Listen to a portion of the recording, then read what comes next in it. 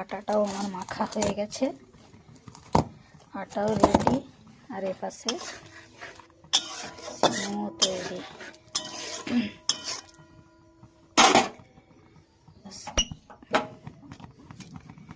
সিমইটা নামিয়ে নেব।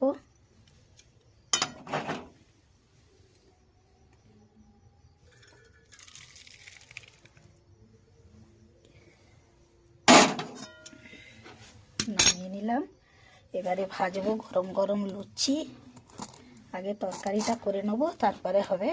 এর আগে আমার হাজব্যান্ডের চা খাওয়ার সময় একটা ভিডিও করেছিলাম। সেদিনেও বাজার যাবে বলে একটু ব্যস্ত ছিল, তাই ওর ছবিটা ভালো উঠেনি ভিডিওতে। তো সায়ন, তুমি বলেছো যে আপনার হাজব্যান্ডকে ভালো করে দেখান, তাই তোমার জন্য এই ভিডিওটি। দেখো, আমার হাজব্যান্ডকে রুটি খেতে দিয়ে দিয়েছি, বাঁধাকপির তরকারি, সিমুই আর মিষ্টি। ও রুটি খেতে বসে গেছে।